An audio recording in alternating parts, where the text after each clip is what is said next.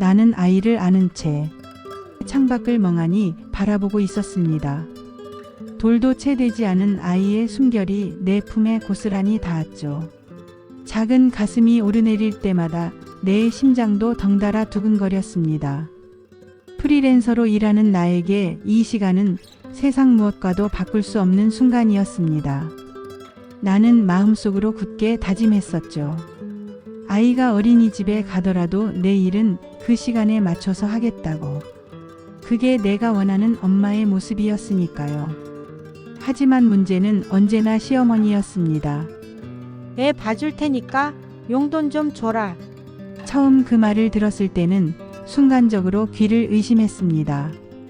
농담일 거라 생각했거든요. 하지만 시간이 갈수록 그게 단순한 농담이 아니라는 걸 알게 되었습니다. 반복적으로 같은 요구를 하셨고 그 말은 점점 더 무게를 갖기 시작했죠. 위생관념도 좋지 않고 곧 칠순을 앞둔 데다 지병까지 있으신 시어머니에게 아이를 맡기고 싶은 마음은 눈곱만큼도 없었습니다. 하지만 시어머니는 그걸 이해해주지 않았습니다. 나를 바라보는 눈빛은 마치 내가 당연히 응해야 할 의무를 가진 사람이라는 듯 했죠. 나는 애써 웃으며 대답했습니다. 어머니, 아기 보는 거 힘드실 거예요. 그래서 안 돼요. 그렇게 부드럽게 거절하면 이해해 주실 거라 믿었습니다. 하지만 시어머니는 얼굴빛이 확 굳더니 곧장 목소리를 높였습니다. 내가 돈 받아도 다 손자한테 쓸 거야. 뭐가 문제야? 그 순간 대답이 막혀 아무 말도 할 수 없었습니다. 나는 돈 얘기를 꺼낸 적도 아이를 맡길 생각도 전혀 없었는데도 불구하고 시어머니는 마치 내가 뭔가 숨기는 사람처럼 몰아붙이셨습니다. 며느리가 돈 잘 벌면 아이 봐주고 돈 받나? 라는 날 선 질문까지 던졌죠. 그 말이 내 가슴에 콕 박혀 들어왔습니다. 기분이 나빴습니다. 하지만 또 싸움으로 번질까 꾹 참고 가만히 있었습니다. 내가 예민한 걸까? 아니면 정말 선을 넘고 있는 걸까? 머릿속이 점점 복잡해졌습니다. 답답함이 목을 조여왔죠. 사실 이번이 처음은 아니었습니다. 몇 달 전에도 시어머니가 아무 말 없이 집에 들이닥쳐 아이를 보겠다고 나서며 문제가 생겼었죠. 그때는 도저히 못 참겠어서 강하게 거절했고 그제야 잠잠해졌습니다. 하지만 몇 달 지나지 않아 또다시 같은 일이 반복되고 있는 것입니다. 나는 친정엄마를 떠올렸습니다.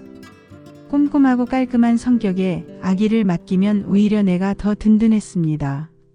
그래서 잠깐 맡길 일이 생기면 항상 친정엄마께 부탁드리고 감사한 마음을 담아 용돈도 드렸습니다. 그게 서로 기분 좋게 지낼 수 있는 방식이었으니까요. 하지만 시어머니와는 그게 통하지 않았습니다. 얘야, 내가 애 좀 봐줄게. 그러면 너도 편하잖아. 그 말 속에 담긴 진짜 의도가 너무 뻔히 보였습니다. 아이를 위한 마음도 분명 있을 겁니다. 하지만 그 밑바닥에는 늘 돈이 깔려 있다는 걸 나는 알 수 있었습니다. 대놓고 돈이 필요하신 거냐고 물을 수도 없었습니다. 괜히 상처 주는 말을 꺼냈다가 또 몇 달을 전쟁처럼 보내야 할지도 모른다는 두려움이 있었으니까요. 남편에게도 이야기했습니다. 그러나 남편은 늘 같은 말만 했습니다. 에이, 엄마가 그냥 해본 소리겠지. 너무 신경 쓰지 마. 신경 쓰지 말라니. 하루가 멀다 하고. 같은 소리를 들으며 나는 점점 지쳐갔습니다. 마음 한편에서는 내 아이는 내가 키우겠다는 다짐이 굳건했지만 다른 한편에서는 시어머니의 끝없는 요구와 시선이 날 괴롭히고 있었습니다. 남편이 조금만 더 단호하게 서주면 좋겠는데 그는 늘 애써 상황을 축소시켰습니다. 결국 나는 홀로 이 무게를 감당하고 있는 셈이었습니다. 그러던 어느 날 우연히 남편을 통해 시어머니의 과거 이야기를 들었습니다. 시어머니는 젊은 시절 남편을 홀로 키우셨다고 했습니다. 시아버지가 사업 실패로 집을 나간 뒤 혼자 장사를 하고 막노동까지 하며 아들을 키워냈다는 겁니다.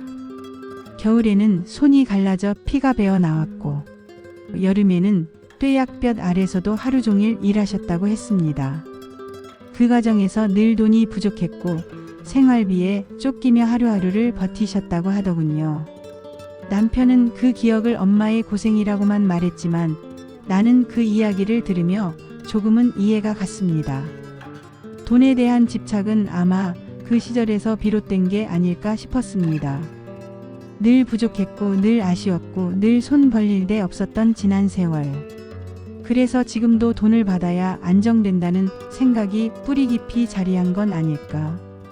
아이를 봐주겠다는 말 뒤에 늘 따라오는 용돈 요구는 어쩌면 그 시절의 결핍에서 비롯된 무의식적인 몸부림이었을지도 모릅니다.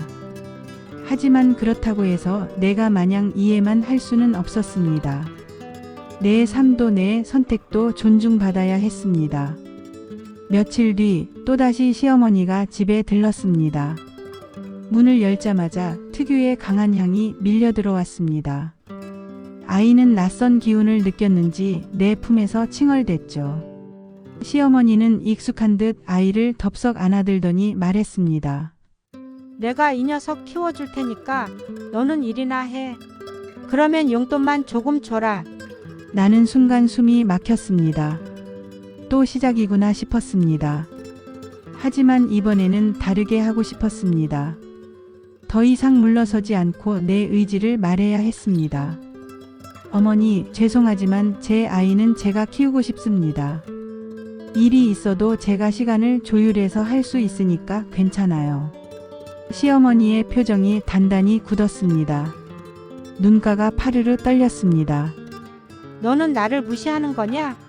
며느리가 이렇게 매정해서야 되겠어? 돈 받는 게 뭐가 잘못됐다고 그래? 그 목소리에 나는 흔들릴 뻔했습니다. 하지만 곧 심호흡을 하고 다시 말했습니다. 어머니, 제가 예민한 게 아니라 저희 아이 문제라서 그래요. 아이는 제가 책임지고 키우고 싶습니다. 그게 제 마음이에요. 말을 내뱉고 나니 가슴이 두근거렸습니다. 한편으로는 후련했지만 또 다른 한편으로는 더 큰 폭풍이 몰려올 것 같아 두려웠습니다. 시어머니는 한동안 아무 말도 하지 않으셨습니다. 그 침묵이 더 무겁게 내려앉았습니다. 그 순간 나는 시어머니의 지난 세월이 스쳐갔습니다. 혹시 그분의 서운함은 단순히 돈이 아니라 자신이 젊은 시절 겪었던 고생에 대한 보상 심리에서 비롯된 건 아닐까? 나는 이렇게 고생해서 아들을 키웠는데 왜 며느리는 나를 필요로 하지 않는가라는 박탈감일 수도 있겠다는 생각이 들었습니다. 결국 시어머니는 한숨을 크게 내쉬고 아이를 다시 내 품에 안겨주셨습니다. 그래, 내가 그렇게까지 말한다면 할 수 없지. 하지만 그 목소리 속에는 여전히 서운함과 불만이 잔뜩 묻어 있었습니다. 나는 그 감정을 고스란히 느낄 수 있었습니다. 갈등이 완전히 끝난 건 아니었습니다. 다만 이제 시작일 뿐이었죠. 그날 이후 나는 더 단단해지기로 했습니다. 아이를 키우는 일은 단순히 육아가 아니었습니다. 내 삶의 방식, 내 가치관, 그리고 내가 어떤 엄마로 살고 싶은지의 문제였습니다. 시어머니와의 갈등은 아마 계속될 겁니다.